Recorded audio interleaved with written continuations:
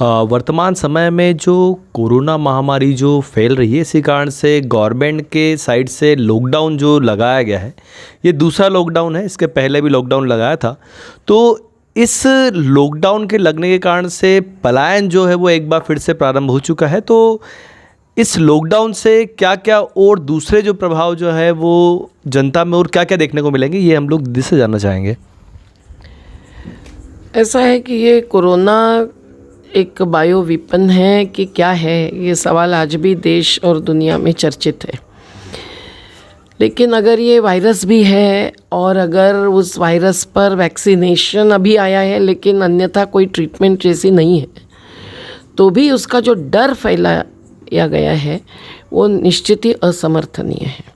और लॉकडाउन के चलते हुए जो अवस्था आर्थिक दुर्वस्था की तरफ बढ़ी है, जो बेरोजगारी बढ़ी है, उस सब का असर भी कहीं ना कहीं स्वास्थ्य पर, इम्यूनिटी पर और कई प्रकार की बीमारियां बढ़ने पर हुआ है। और हमारी स्वास्थ्य व्यवस्था इतनी कमज़ोर है और इतनी गैर बराबरी से युक्त है कि बहुतांश जनसंख्या को कोई भी प्रकार के बीमारी में सही इलाज करवाना आज संभव ही नहीं होता है, या एक ही बीमारी में वो बैंक बैलेंस खो देते हैं। कोरोना के चलते हुए ऐसा असर स्वास्थ्य पर ही नहीं, पूरी आर्थिक दुर्स्थिति पर जिन परिवारों ने भुगता है वो बहुत ही गंभीर है। और उसके असर जो है उसकी आज तक पूर्ण जांच हुई ही नहीं है। जैसे कि आज भी देश में हर मिनट में एक टीबी का पेशेंट मरता है। हर साल 2.5 लाख लोग शराब से मरते हैं। हर रोज 3,000 बालक कुपोषण से मरते हैं। 1.5 लाख लोग हर साल एक्सीडेंट से मरते हैं। 4.5 लाख लोग एक्सीडेंट से विकलांग होते हैं। ये नितिन गडकरी जी का आंकड़े हैं। तो ये सब होते हुए कोरोना का ही केवल भय फैलाया गया है, जो लॉकडाउन में परिवर्तित किया गया। और लॉकडाउन से जो असर आया है वो जनतंत्र विरोधी, असंवैधानिक, संसदीय प्रक्रिया को नकार कर लिए गए निर्णयों से भी है।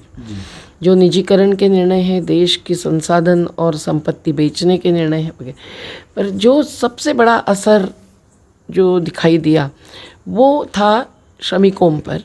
जो श्रमिक आज देश भर करोड़ों की संख्या में एक प्रकार से पलायन जिसको कहते हैं, पर वो अंतर्राज्य स्थलांतर करके आते हैं, जो शहरें बनाते हैं, जो बड़ी बड़ी बिल्डिंग या हाई राइज खड़ी करते हैं, जो हर उत्पादन करने वाले उत्पादक हैं, जो हर सेवा देने वाले सेवक हैं, हर वितरण करने वाले वितरक हैं, जिनके सिवाय कोई काम चलता नहीं, कोई निर्माण हो नहीं सकता। ऐसे श्रमिकों को एक प्रवासी मजदूर मानकर उनको एक धिक्कारा जाता। ये चित्र कैसा दिखाई दिया जब 1700 किलोमीटर 2000 किलोमीटर चल के गए, रास्ते में मृत हो गए। मृतकों की आंकड़े की जानकारी भी संसद में नहीं पेश कर पाई सरकार। आज हमारी धुलिया ज़िले की खबर आई है कि वहाँ तक जो गाड़ी आ रही है, अभी परसों रात को 10 बजे आखिर 5 ट्रैवल बसेस छोड़ने के लिए हमको वहाँ खड़े रहना पड़ा। आरटीओ के अधिकारी, एसडीएम, सबका सहयोग लेना पड़ा और आखिर में राज्य सरकार की जो भी नीति हो, इन बसेस को यूपी तक जाने देना पड़ा। लेकिन आज फिर से वही स्थिति आने वाली है। जो स्थिति आई इतनी गंभीर हुई कि हमको उपवास करना पड़ा था पिछली बार। आज फिर वो सेंधवा की बॉर्डर तक श्रमिक आकर पहुंच रहे हैं और वहाँ से ना वो पीछे जा सकते हैं ना आगे जा सकते हैं। ट्रेन्स, उस समय एक खेल खेला गया महाराष्ट्र और पश्चिम बंगाल जैसे राज्य के साथ, खास जहाँ बीजेपी की सरकार नहीं थी, लेकिन वो ट्रेन्स छोड़ना नहीं छोड़ना, अचानक छोड़ना, कुछ घंटों में भरो ये कहना, बड़ी 1700 की कैपेसिटी की ट्रेन मंजूर करने के बाद फिर 1300 की ट्रेन छोड़ना, ये सब हम लोग नज़दीक से देख चुके हैं। हज़ारों पश्चिम बंगाल, उड़ीसा, बिहार, उत्तर प्रदेश, मध्य प्रदेश के सतना, जबलपुर, कटनी जैसे, मंडला जैसे ज़िलों के, और उत्तर प्रदेश के बहराइच ज़िला हो या बस्ती हो या सिद्धार्थनगर हो, इन सभी ज़िलों के लोगों को हमको भेजना पड़ा। लेकिन वो भेजते हुए जो अनुभव आया वो इतना गंभीर था। न अंतर्राज्य कोऑर्डिनेशन, कहीं अंतर जिला कोऑर्डिनेशन नहीं, और जानबूझ के शुरुआत में थोड़े समय रेलवे उपलब्ध करवानी थी, वो नहीं की गई, और मोदी जी यही चाहते थे। आज तो इन्होंने रेलवे का पूरा पैटर्न ही बदल दिया। अब जनरल कंपार्टमेंट है ही नहीं, तो 4-4 दिन तक रिजर्वेशन के लिए कोशिश करने के बाद हमारे महाराष्ट्र के श्रमिक जो यूपी के हैं, बिहार के हैं, जो मध्य प्रदेश के हैं, वो आखिर 2,500 हज़ार 3-3 हज़ार रुपया ट्रैवल बस वाले को देकर निकल पड़े, और जिनको फिर यहाँ रोका गया तो न इधर के न उधर के रहे। आज हमने कुछ बसेस छुड़वाई, इसकी बड़ी बात नहीं है। बड़ी बात यह है कि अब फिर ऐसी ही गंभीर स्थिति, क्योंकि लॉकडाउन में जो गए, वाहन से गए या चल कर गए, जिंदा जो पहुँचे वो फिर कुछ महीनों में वापस आ गए हैं, क्योंकि जो गैर बराबरी है ग्रामीण और शहरी क्षेत्र में है, अलग अलग क्षेत्रों में है और हर क्षेत्र के अंदर है, वो ही नतीजा लाती है पलायन का। और ये पलायन हमारी आर्थिक दुर्वस्था के, गैर बराबरी के प्रतीक माना जाना चाहिए।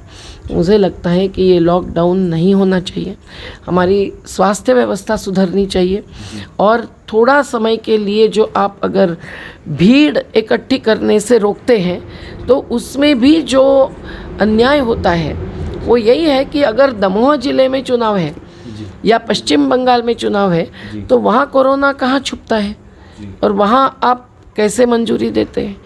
तो कोई तर्कशास्त्र नहीं दिखता है, एक राजनीतिक खेल इसमें ज़्यादा दिखाई दे रहा है।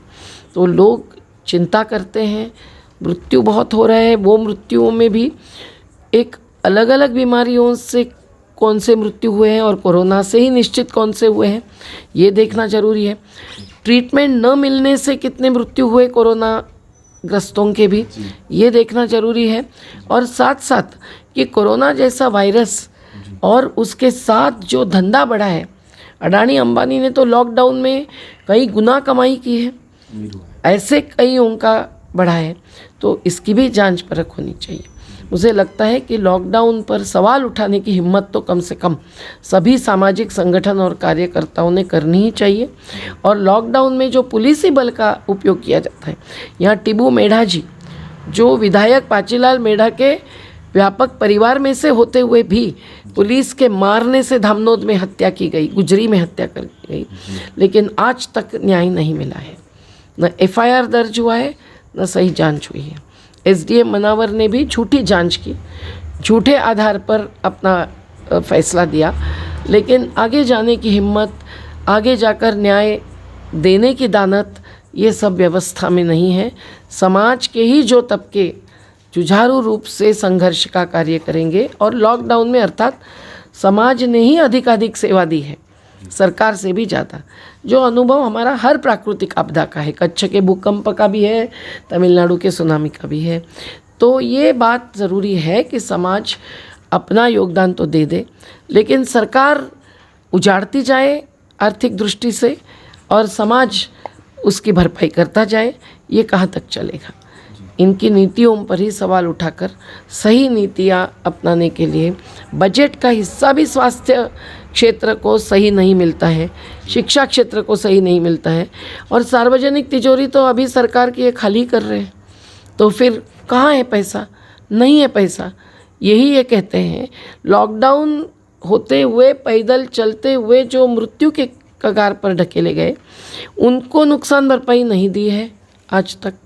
तो गंभीर स्थिति है। सुप्रीम कोर्ट तक फैसला जाकर हमने लिया कि रोजगार बढ़ाए हर राज्य सरकार, जो वापस लौटे हैं उनको पूरी योजनाओं की जानकारी और लाभ दिलाए, लेकिन कहीं भी नहीं। घोषणा होती है उत्तर प्रदेश जैसे राज्य में करोड़ों को रोजगार देने की, लेकिन लॉकडाउन ग्रस्तों को जो भरपाई मिलनी चाहिए रोजगार या राहत के रूप में, या वेतन भी न देते हुए जो मालिकों ने वापस भेज दिया है, उनका भी हमारा अभी भी फॉलोअप चालू है, क्योंकि हमारी ट्रेड यूनियन भी है।